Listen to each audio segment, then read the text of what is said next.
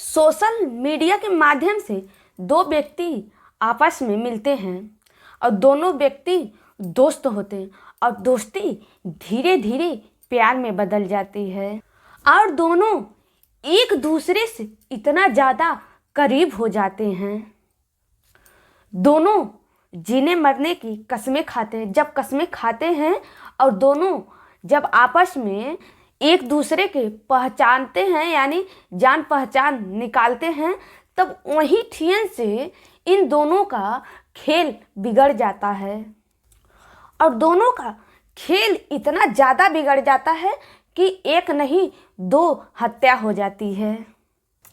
जब इस घटना के बारे में खुलासा होता है तब लोगों को यकीन नहीं होता है कि झूठ पर रिश्तों को रखा जाता है और जब इसके बारे में पता चला तब लोगों को यकीन नहीं होता है।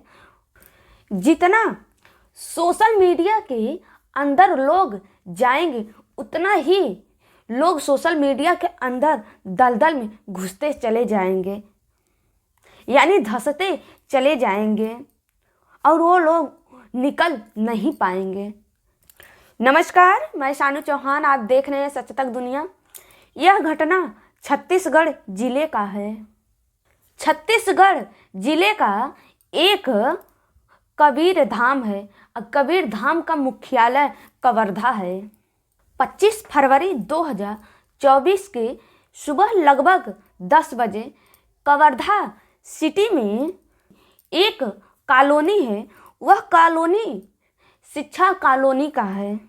शिक्षा कॉलोनी में रहने वाला एक बुजुर्ग शिक्षक है और वह शिक्षक बुजुर्ग अपने घर में जाता और घर में जाता है तो घर के बाहर अंदर और फिर घर के चारों ओर घूम जाता है। जब घूमता है तब वह कहता है घर में से बहुत ज़्यादा दुर्गंध आ रहा है।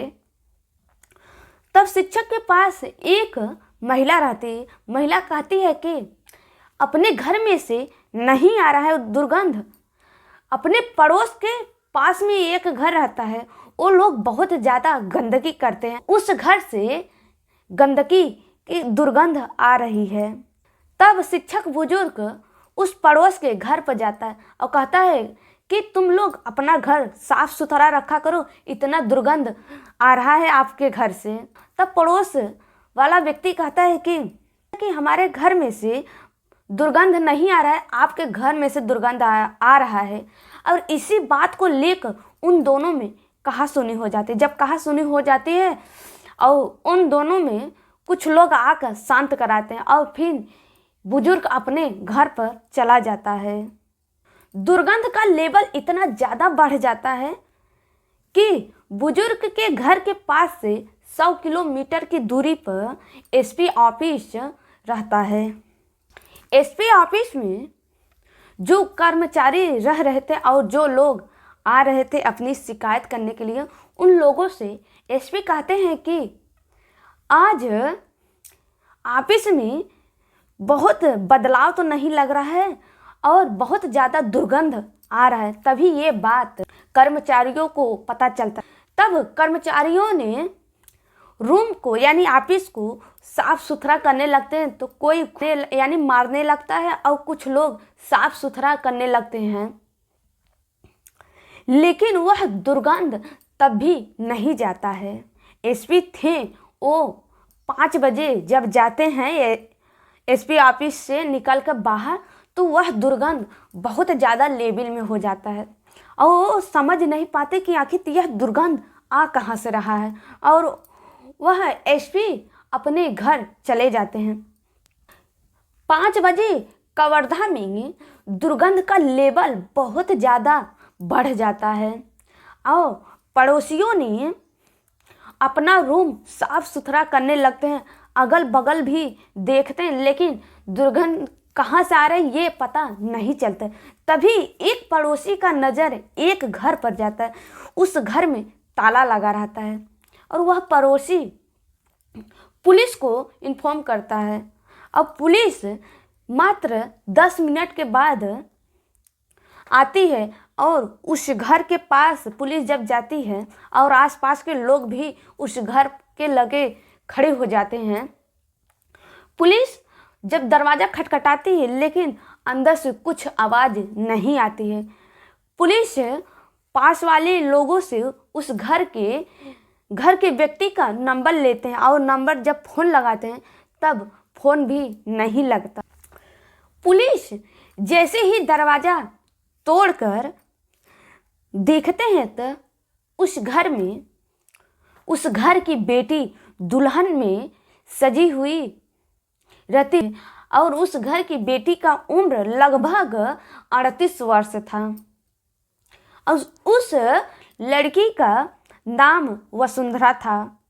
और वसुंधरा की लाश के बावजूद एक लाश और पड़ी रहती थी जो वसुंधरा की माँ की थी, पार्वती की। पुलिस बड़ी कंफ्यूज में रहती, आखिर थी एक नहीं 2 मर्डर कैसे हो जाती है। तब पुलिस प्रशासन जो 100 किलोमीटर की दूरी पे एसपी ऑफिस था वहाँ पर फ़ोन करते हैं। तब वहाँ से एसपी आते हैं और से अधिकारी भी वहाँ पर मौजूद हो जाते हैं। तभी फॉरेंसिक फोर्स को फ़ोन करते हैं और फॉरेंसिक फोर्स मात्र 1.5 या 2 घंटे के बाद फॉरेंसिक टीम आ जाती है। जब आ जाती है तो बॉडी यानी जो रहती है दोनों माँ बेटी की लाशें उसे पोस्टमार्टम के लिए भेज देती है और घर में छानबीन करते हैं। तब जो सामान जैसी थी वैसे ही पड़ी रहती।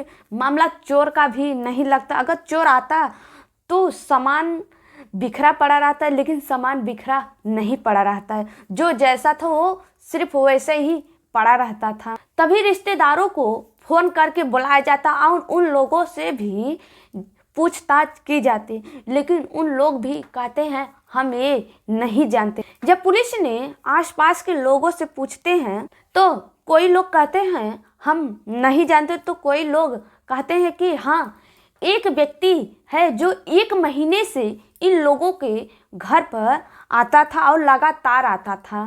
तब पुलिस ने घर में जो सीसीटीवी कैमरे लगी थी उस सीसी कैमरे को खंगाला जाता है। जब खंगाला जाता है और सीसीटीवी कैमरे को फुटेज को जब देखा जाता है तो उसमें एक व्यक्ति है जो वसुंधरा का जो स्कूटी थी वह व्यक्ति जो वसुंधरा के घर में 1 महीने से लगातार आ रहा था वह व्यक्ति उस वसुंधरा की स्कूटी लेकर चला जाता है। फोटो पुलिस प्रशासन जब निकलवाती है तब आसपास के लोगों से पूछती है क्या इस व्यक्ति को आप लोग देखे हो? तो कुछ लोग देखे थे और कुछ लोग नहीं देखे थे और कुछ लोग कहते हैं हम इसे कभी देखा भी नहीं। जो लोग देखे तो उन लोगों से कहते हैं कि यह व्यक्ति वसुंधरा और इन माँ बेटी के घर पर लगातार आ रहा था।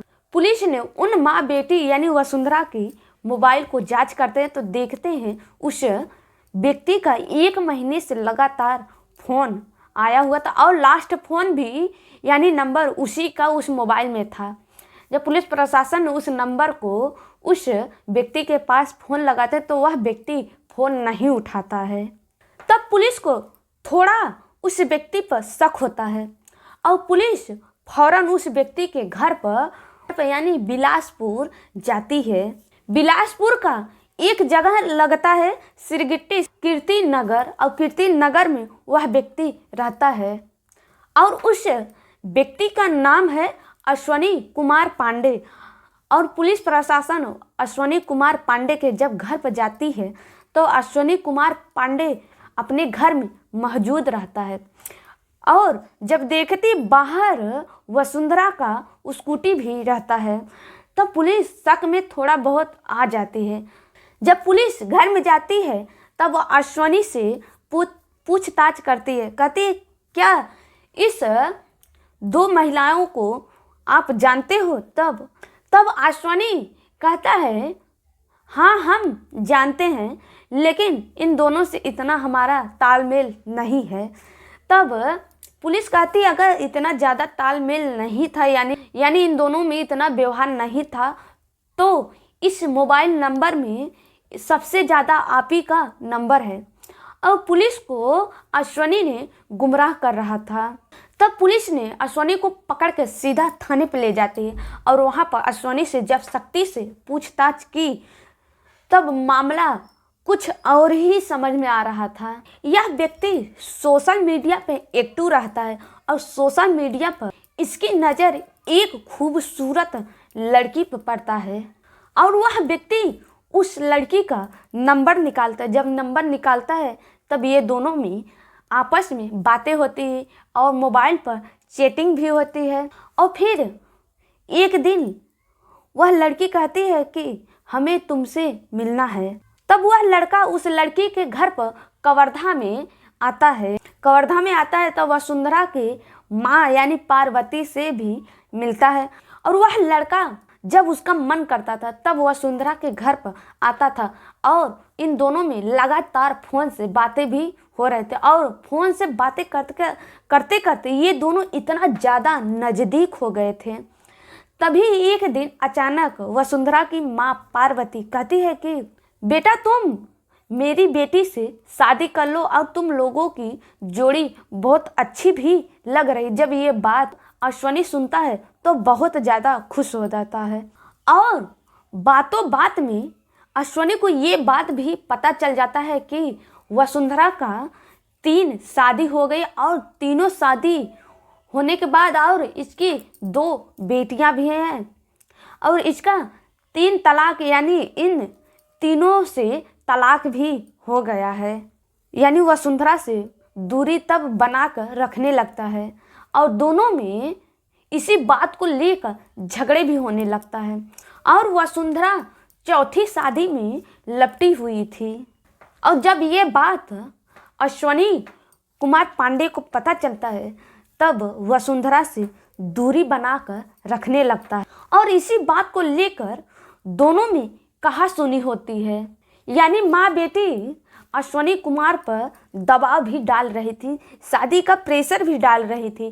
कहती है शादी तो तुम्हें करनी ही पड़ेगी चाहे जैसे, अगर तुम शादी नहीं करोगे तब हम थाने में जाकर केस दर्ज करवा देंगे कि तुम शादी नहीं कर रहे हो और तुम्हें केस में बझाकर जेल में करवा देंगे। जब ये बात सुनता है अश्वनी तो बहुत डर जाता है और माँ बेटी ने केस भी दर्ज कर दिया। तभी जब अश्वनी को पुलिस थाने पर जब बुलाई जाती है तब और वहाँ पर माँ बेटी यानी वसुंधरा की माँ पार्वती भी मौजूद रहती है। तब पुलिस उन दोनों को समझाती और बुझाती है, कहती है कि तुम दोनों की जोड़ी भी अच्छी है और तुम दोनों का एज भी यानी उम्र भी सही है, तुम दोनों शादी कर लो, शादी करके अपनी नई जिंदगी की शुरुआत करो, अपना घर बसाओ। यह कहकर पुलिस प्रशासन मामला को समझा बुझा कर इन दोनों को घर पर भेज देती है।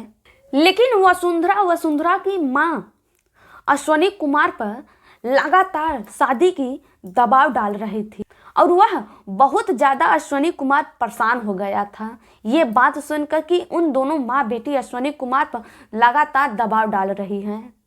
तभी एक दिन 3 दिसंबर 2023 को ये लोग कोर्ट जाते हैं और कोर्ट में एक आवेदन देते हैं। कहते हैं कि हम दोनों शादी करना चाहते हैं। वसुंधरा तो शादी करना चाहती थी लेकिन अश्वनी कुमार शादी नहीं करना चाहता था और ये वसुंधरा से दूरी बना कर रखना चाहता था। लेकिन माँ बेटी के दबाव से वह कोर्ट भी जाता है। तभी एक दिन वसुंधरा ने यानी 22 फरवरी 2024 को अश्वनी कुमार के बाद फ़ोन कहती है कि हमें तुमसे कुछ बातें करनी है, तुम घर पर हमारे आ जाओ। जब अश्वनी कुमार घर पे आता है तब वसुंधरा कहती है चलो हम शादी कर लेते हैं। तब वह सोचता है, कहता है ठीक है चलिए शादी कर लेते हैं। तब अश्वनी कुमार वसुंधरा को ब्यूटी पार्लर लेकर जाता, कहता है तुम अपना मेकअप वेकअप करा लो, मैं थोड़ा बाहर होकर आता हूँ। और इसी बीच में अश्वनी कुमार सीधा वसुंधरा के घर पे जाता है और वहाँ पर वसुंधरा की माँ जो 60 वर्ष की है वह पार्वती अकेली रहती है और यह मौका देखकर अश्विनी कुमार पार्वती का गला दबाकर हत्या कर देता है और वहां से चला जाता है।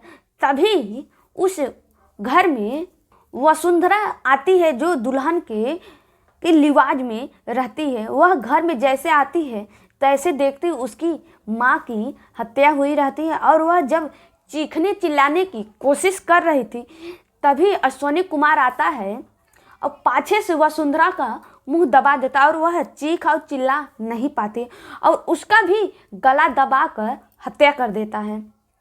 हत्या करने के बाद उन दोनों को अंदर कर देता है। करने के बाद अपना मोबाइल लेता, मोबाइल लेकर और वह बाहर से ताला मारकर वसुंधरा का जो स्कूटी थी वह लेकर चला जाता है।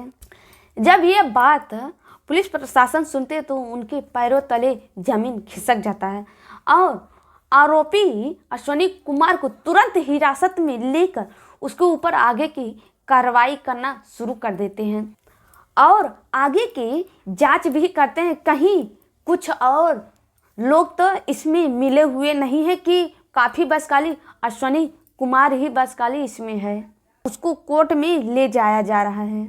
अश्विनी कुमार को फांसी की सजा की मांग भी की जा रही है। हमारा ये मतलब नहीं कि आप लोगों का दिल दुखाना, आप लोगों को तकलीफ देना या फिर आप लोगों को परेशान करना। हमारा ये मतलब है कि आप लोग भी सचेत रहिए। आप लोग भी सोशल मीडिया तो जानते होंगे, सोशल मीडिया के इसको आप लोग जितना ही देखोगे आप इसके अंदर उतना ही हिलते चले जाओगे और इतना ज़्यादा हिल जाओगे कि आप उसमें से निकलना भारी पड़ जाएगा। और इसमें जितना व्यक्ति सोशल मीडिया के अंदर हिलता है उतना ही दलदल के अंदर हिलता चला जाता है और वह उस दलदल में से कभी निकल नहीं पाता है। जैसे अश्विनी कुमार वह दलदल के अंदर तो हिल गए लेकिन वह बाहर नहीं आ पाया और वह अपनी सारी उम्र भर अब वह सलाखों के पीछे काटेगा। आप लोग भी ऐसे सचेत रहिए ऐसे सोशल मीडिया पर। नमस्कार, मिलते हैं और नए वीडियो में आप लोगों के साथ ऐसी सच्ची घटना लाने के लिए। अगले एपिसोड में हम बने रहेंगे आप लोगों के साथ।